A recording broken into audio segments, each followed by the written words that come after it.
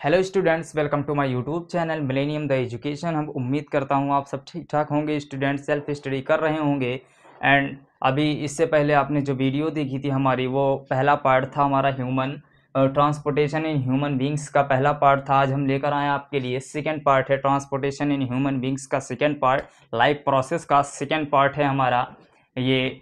इसमें ट्रांसपोर्टेशन की बात की गई है, सर्कुलेटरी सिस्टम भी इन्वॉल्व है एंड लिम्फेटिक सिस्टम भी इन्वॉल्व है, तो इसमें ब्लड का ट्रांसपोर्टेशन होता है। इसी से रिलेटेड हमारा पहला वीडियो तो जो था पहला पार्ट था, आज हमारा सेकेंड पार्ट है। तो चलिए स्टूडेंट हम स्टार्ट करते हैं पार्ट सेकेंड हमारा transport in human beings. First video में हमने जो केवल ब्लड्स की बात की है, ब्लड की बात की है, आज उसके ब्लड के कंपोनेंट्स कौन कौन से हैं, कौन कौन सी सेल्स हैं, उसकी बात करेंगे। सो स्टूडेंट हमारा आज जो टॉपिक है वो आरबीसी है।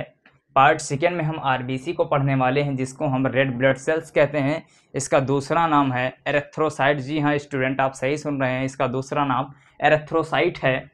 बाइकॉन्केव विदाउट न्यूक्लियस, इसमें जो आरबीसी है उसमें न्यूक्लियस अब्सेंट होता है, न्यूक्लियस नहीं पाया जाता है, बाइकॉन्केव होता है। इसका स्ट्रक्चर एक आरबीसी का स्ट्रक्चर इसलिए होता है, इस तरह होता है, इसलिए इस तरह होता है क्योंकि इस पे ज़्यादा ऑक्सीजन के मालिक्यूल अटैच कर सकते हैं, ज़्यादा मालिक्यूल ऑक्सीजन के जा सकते हैं, ट्रांसपोर्ट हो सकती है ऑक्सीजन, एक बार में ज़्यादा से ज़्यादा ऑक्सीजन ट्रांसपोर्ट हो सकती है, इसलिए इसका बाइकॉन्केव स्ट्रक्चर है हमारे आरबीसी का। ठीक है, 120 डे 120 डेज लाइफ स्पैन होती है, या तो हम ऐसा मान सकते हैं 3 मंथ इसकी लाइफ स्पैन होती है। उसके बाद ये डिस्ट्रॉय हो जाते हैं एंड डिस्ट्रॉय होकर ये डस्टबिन में चले जाते हैं। स्प्लीन इसका डस्टबिन है स्टूडेंट।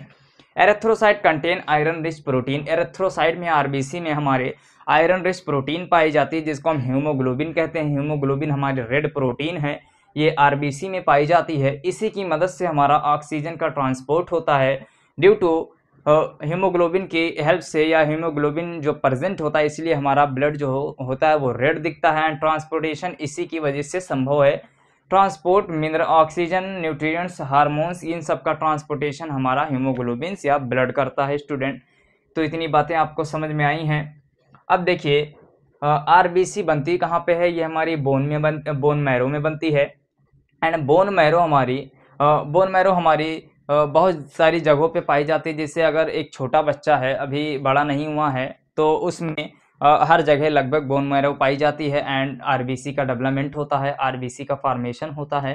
तो बच्चे में जो होती है वो बोन मैरो लगभग हर जगह पे पाई जाती है, लेकिन एडल्ट ह्यूमन में कुछ स्पेसिफिक प्लेस पे पाई जाती है। जैसे लॉन्ग बोन्स में अधिकतर पाई जाती हैं, हमारे ये स्टर्नम पे, फ्लैट बोन्स पे पाई जाती हैं।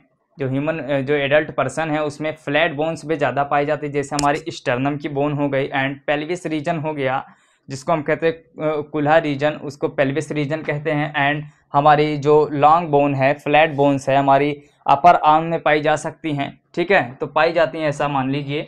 बोन मैरो हमारी 2 प्रकार की होती है, red bone marrow and white yellow bone marrow होती है। रेड बोन मैरो से हमारे आरबीसी का फॉर्मेशन होता है एंड जितनी भी सेल्स होती हैं उनका फॉर्मेशन होता है। मान लीजिए आरबीसी हो गई, डब्ल्यूबीसी हो गई, प्लेटलेट्स, ये सब हमारी रेड बोन मैरो से बनती हैं। एंड मान लीजिए ये हमारी एक बोन है, लॉन्ग बोन है, तो ऊपर वाला जो पोर्शन है इसका रेड बोन मैरो है। ठीक, रेड बोन मैरो है, और रेड बोन मैरो जो होती है सॉफ्ट होती है, स्पॉन्जी टाइप की होती है। यहीं पे हमारी आरबीसी का फॉर्मेशन होता है आरबीसी का। एंड येलो बोन मैरो ये फैट सेल को स्टोर करती है। अगर प्रोडक्शन यहाँ से आरबीसी का प्रोडक्शन कम हो रहा है, तो येलो बोन मैरो भी आरबीसी का फॉर्मेशन करने लगेगी या चेंज हो जाएगी उसी में। ठीक है स्टूडेंट, तो ये हमारी फैट के लिए रिस्पॉन्सिबल होती है, फैट इसमें ज़्यादा स्टोर होता है एंड फैट हमारी एनर्जी सोर्स है, बोन्स में एनर्जी को रिजर्व करके रखता है। ठीक है स्टूडेंट, तो रेड बोन मैरो आपने देखा, येलो बोन मैरो देखा। Storage of fat act as a energy reserve, आप देख सकते हैं कि स्टोरेज करता फैट को एनर्जी रिजर्व के लिए। एंड लोकेशन इसकी फीमर में होती है, येलो बोन मैरो फीमर में इसकी लोकेशन होती है।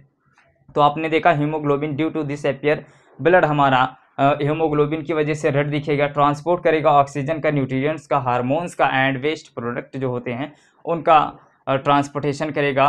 तो यहाँ पे आपने देखा स्टूडेंट आरबीसी हमने आपको क्लियरली बता दिया, इसको रेड ब्लड सेल्स कहा जाता है या तो एरिथ्रोसाइट भी कहा जाता है। बाइकॉन्केव इसलिए स्ट्रक्चर होता है कि ज़्यादा से ज़्यादा ऑक्सीजन ट्रांसपोर्ट हो सकती है, ठीक है। एंड मिनरल साल्ट, ये सबका ट्रांसपोर्टेशन, जितने भी न्यूट्रिएंट्स हैं उन सबका ट्रांसपोर्टेशन हमारे ब्लड से ही होता है, आरबीसी से होता है। एंड हमारा आरबीसी रेड कलर का दिखता है इसलिए क्योंकि इसमें हीमोग्लोबिन पाई जाती है, ठीक है। अब हम अपने नेक्स्ट सेल की तरफ आते हैं। हमारा आरबीसी खत्म हो चुका है, कहाँ से इसका प्रोडक्शन होता है, कहाँ पे जाके डिस्ट्रॉय हो जाते हैं, स्प्लीन में जाके डिस्ट्रॉय हो जाते हैं, बोन मैरो से ये इनका प्रोडक्शन होता है, ठीक है स्टूडेंट। तो आपने जितना भी आरबीसी के मामले में था या मैटर में था उसको हमने बता दिया। अब हमारा नेक्स्ट है डब्ल्यूबीसी, ये भी हमारे बोन मैरो से ही बनती हैं एंड प्लेटलेट्स भी हमारे बोन मैरो से बनती हैं।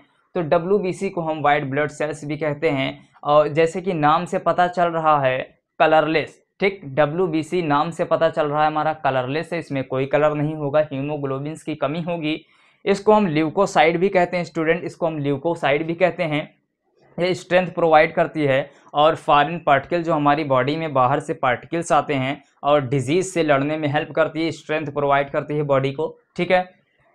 फॉरेन पार्टिकल्स अभी हमने बता दिया, फॉरेन पार्टिकल्स जो होते हैं, मान लीजिए एक्सटर्नल इन्वायरमेंट से हमारी बॉडी में एंट्री हुई फॉरेन पार्टिकल्स की, तो उसको हमारी डब्ल्यूबीसी डिस्ट्रॉय करती है, ठीक है। Called soldier of the body, इसको सोल्जर ऑफ द बॉडी कहा जाता है। सोल्जर, इसको सोल्जर सिपाही या सैनिक कहा जाता है हमारी बॉडी का, क्योंकि ये फॉरेन पार्टिकल्स को डिस्ट्रॉय करती हैं एंड हमारे जितने भी डिजीज़ हैं उनसे हेल्प करती है फाइट करने में या लड़ने में, ठीक। नंबर, जो डब्ल्यूबीसी का नंबर होता है एक क्यूबिक में, मान लीजिए नंबर जो होते हैं 5000 to 11000 पर क्यूबिक मिलीमीटर होता है। अगर आप ऐसा देखें कि सुनिएगा, मान लीजिए ये एक बॉटल है, ठीक, ये मान लीजिए हमने बॉटल बना दिया, ठीक है। आप जानते हैं लिक्विड जो होता है, लिक्विड सब्सटेंस जो होता है उसको हम लीटर में नापते हैं, ठीक। एक लीटर में 1000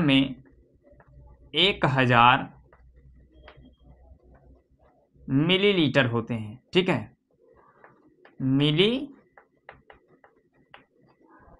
एक लीटर में 1000 मिलीलीटर होते हैं। तो अब यहाँ पे आप मान लीजिए यहाँ तक हमारा वाटर भरा हुआ है, ठीक है, यहाँ तक हमारा वाटर भरा हुआ है, ये 1 लीटर है स्टूडेंट, ये 1 लीटर है। अगर मान लीजिए 1 लीटर में 1000 ड्रॉप्स बनती हैं, 1000 बूंद बनती है, ठीक है, 1000 बूंद बनी तो 999, ठीक, 999 को छोड़ दीजिए और जो 1 ड्रॉप है, ठीक, 1 ड्रॉप है, मान लीजिए 1 ड्रॉप है, ठीक, 1 ड्रॉप है। 1 ड्रॉप में 5000 से 11000 डब्ल्यूबीसी पाई जाती हैं स्टूडेंट। अब उम्मीद है आपको समझ में आया होगा। कह रहा है नंबर्स 5000 to 11000 पर क्यूबिक मिलीमीटर। एक क्यूब में ऐसा मान लीजिए कि जितना चौड़ा है, ठीक है, जितना चौड़ा है उतना ही लंबा है, ठीक। ब्रेथ एंड हाइट जितनी वो बराबर है, इसको 1 बूंद मान लेते हैं हम, इसको 1 ड्रॉप मान लेते हैं एंड 999 ड्रॉप्स को छोड़ दीजिए तो 1 ड्रॉप की हम बात कर रहे हैं, 1 ड्रॉप की बात कर रहे हैं, 1 मिलीलीटर में बात कर रहे हैं। इसमें 5000 से 11000 डब्ल्यूबीसी प्रेजेंट होगी। एंड अगर मान लीजिए पूरे जो एडल्ट्स में 5 से 6 लीटर ब्लड होता है, अगर उसकी बात मान ले तो उसमें तो बहुत ज़्यादा हो जाएगा, लगभग 20 से 25-30 बिलियंस हमारी डब्ल्यूबीसीज प्रेजेंट हो जाएंगी। सो स्टूडेंट उम्मीद है आपको समझ में आया होगा। तो 1 मिलीलीटर अगर एक लीटर से 1 बूंद निकाल ली जाए, 1 बूंद निकाल ली जाए तो हम उसे 1 मिलीलीटर कहेंगे और 5000 से 11000 डब्ल्यूबीसी उतने में प्रेजेंट होगी। स्टूडेंट समझ में आ गया होगा आपको। क्लियर, न्यूक्लियस प्रेजेंट, इसमें न्यूक्लियस प्रेजेंट होगा। मेकिंग एंटीबॉडीज़ बनाएगा, लेकिन हमारी एंटीबॉडीज़ जो होती हैं वो प्लाज्मा के अंदर पाई जाती हैं। प्लाज्मा के अंदर प्रोटीन्स पाई जाती हैं, एंटीबॉडीज़ हो गया और फाइब्रिनोजेन हो गया, ये क्लॉटिंग फैक्टर है। जो हेल्प करती है ब्लड को क्लॉट करने में। अब देख लीजिए WBC आपने पढ़ा, ठीक, WBC को कलरलेस होता है WBC, और ल्यूकोसाइट इसको कहा जाता है, फाइटिंग के लिए रिस्पॉन्सिबल होता है या डिजीज से हमको लड़ने में हेल्प करता है। अब हमारे नेक्स्ट टॉपिक में थर्ड टॉपिक जो आएगा या थर्ड वीडियो जो लेक्चर आएगा उसमें हम बताएंगे टाइप्स ऑफ WBC क्या है। WBC दो प्रकार की होती है, एक ग्रेन्युलोसाइट्स जिसमें ग्रेन्यूल्स अब्सेंट होता है, या मान लीजिए प्रोटीन टाइप का जिसके साइटोप्लाज्म में ग्रेन्यूल अब्सेंट होता है उसको हम कहते हैं एग्रेन्युलोसाइट्स, एंड जिसके साइटोप्लाज्म में ग्रेन्यूल्स प्रेजेंट होता है उसको कहते हैं ग्रेन्युलोसाइट्स। ठीक है, तो ग्रेन्युलोसाइट्स में एग्जांपल है आपका लिम्फोसाइट, मोनोसाइट एंड ग्रेन्युलोसाइट्स में हमारा एसाइनोफिल्स, बेसोफिल्स एंड न्यूट्रोफिल्स। ठीक है स्टूडेंट, तो आपका जो नेक्स्ट लेक्चर हमारा थर्ड पार्ट 3 आएगा उसमें हर चीज़ें क्लियरली बताई जाएंगी।